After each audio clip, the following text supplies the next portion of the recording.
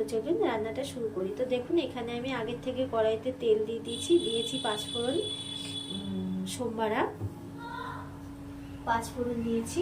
আর এখানে আমি দেখো কেটে নিয়েছি আলু, গাজর আর কিছু মটরশুঁটি। হ্যাঁ, সেগুলো এখন আমি তেলের উপরে দিয়ে দেবো।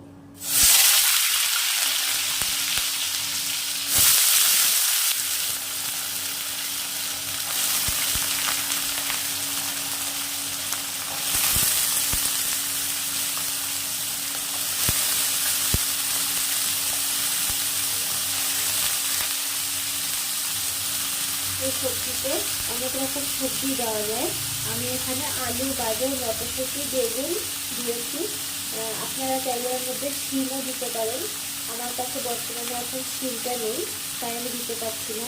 যেহেতু এটা ফুলকপির ডাঁটা দিয়ে চচ্চড়ি, এর মধ্যে সব রকম সবজিই যায়।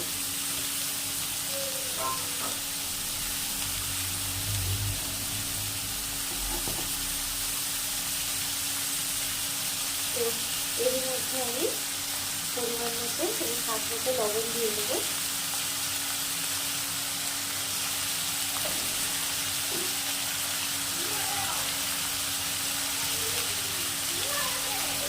দিয়ে দেবো স্বাদ মতো হলুদ, পরিমাণ মতো হলুদ।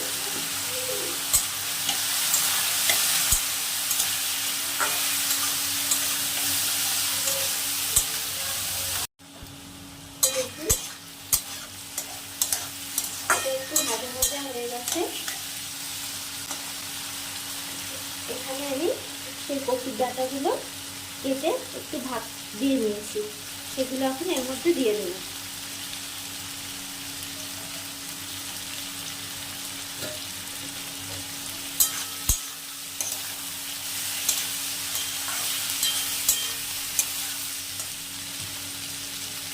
এখানে একটা টমেটো কেটে নিয়েছি, টমেটোটা দিয়ে দেবো।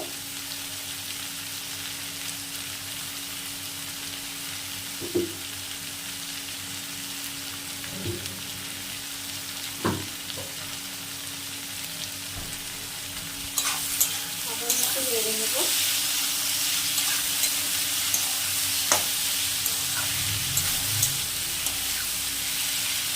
সুন্দর লাগবে না বন্ধুরা দেখতে। এটা একটু ঢেকে দেবো,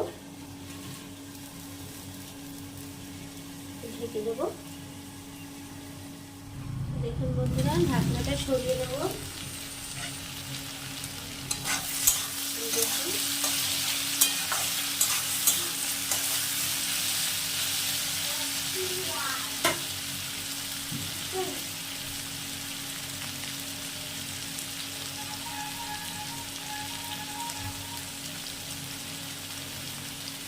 এবার আমি এর মধ্যে কেটে ধুয়ে রাখা বেগুনগুলো দিয়ে দেবো।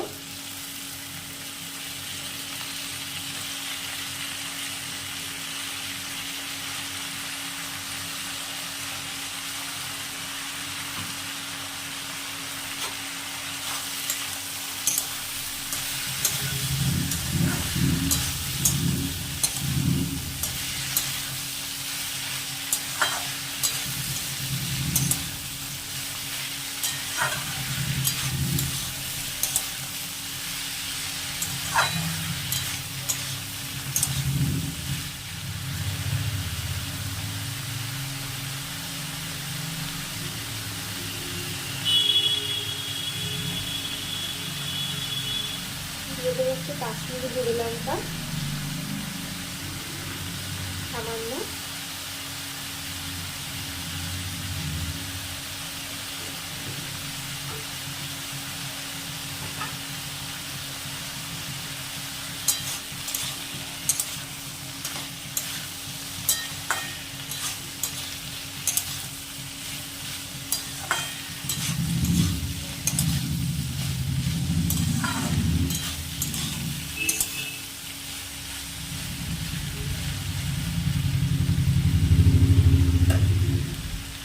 আবারও 5 মিনিটের মতো ঢেকে দেবো।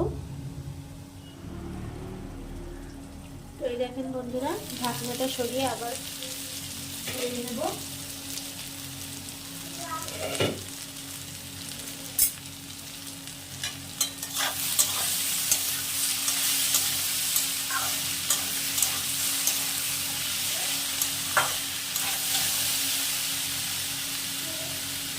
মানে আলু টালু ভালো মতো সেদ্ধ হয়ে গেছে। এবার এখানে আমি একটা পেস্ট করে রেখে দিয়েছিলাম 1 চামচ মতো কালো সর্ষে আর 2 কাঁচা লঙ্কা আর একটু রাঁধুনি, এটা আমি এখন দিয়ে দেবো।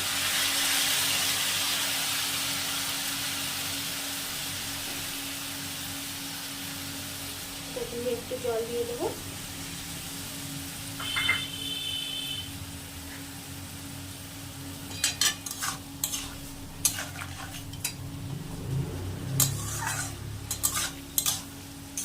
এভাবে একবার করে খেয়ে দেখবেন বন্ধুরা, তারপরে কেমন লাগে আমাকে কমেন্ট করে অবশ্যই জানাবেন। শীতকালের দুপুরে এরকম একটা সবজি থাকলে আশা করি গরম গরম ভাত একদম জমে যাবে।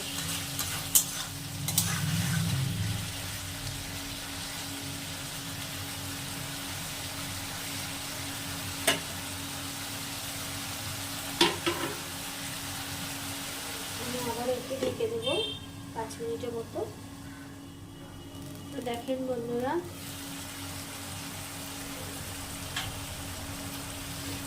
ফুলকপি ডাঁটা দিয়ে চচ্চড়ি প্রায় হয়ে গেছে।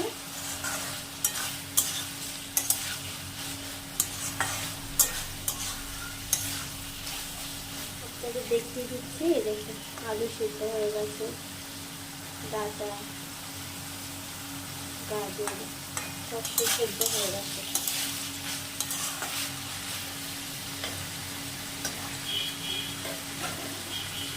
এবার আমি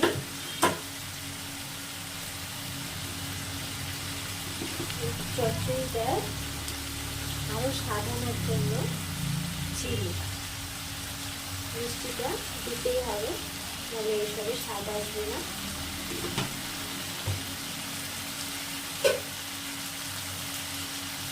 আমি আরও অর্ধেক একটা টমেটো দিয়ে দিলাম।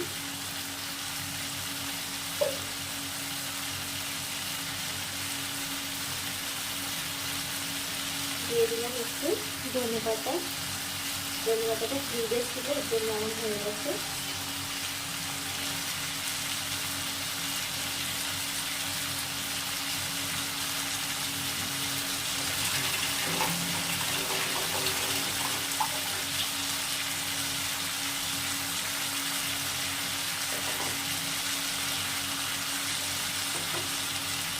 সবকিছু আশা করি আপনাদের সাধারণ রান্না হলেও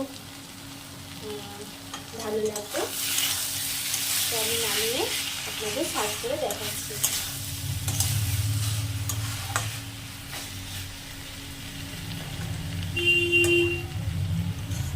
তেলও কম লাগে, একদম কম তেলে রান্না। তো চলুন আমি নামিয়ে দেখাচ্ছি আপনাদের। ডাঁটা চচ্চড়ি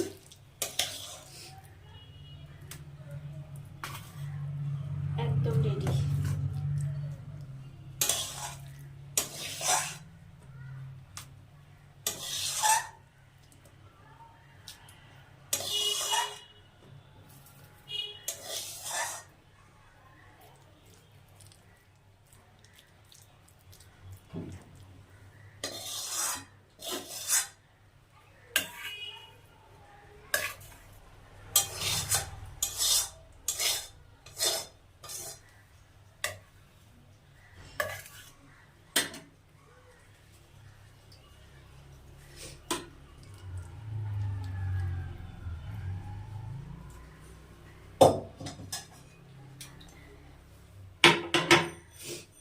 তো এই দেখেন বন্ধুরা, ফুলকপি আলু সব রকম সবজি দিয়ে একটা চচ্চড়ি ফুলকপির ডাঁটা দিয়ে। তো ভিডিওটা এখানেই শেষ করছি। আপনারা সবাই সুস্থ থাকবেন, ভালো থাকবেন, আর আমার রান্নার নোটিফিকেশনগুলো দেখার জন্য পাশের বেল ঘন্টিটি টিপে দেবেন, তাহলে আমার রান্নাগুলো আপনাদের কাছে পৌঁছতে পারবে। তো রাখছি, এখানেই শেষ করছি।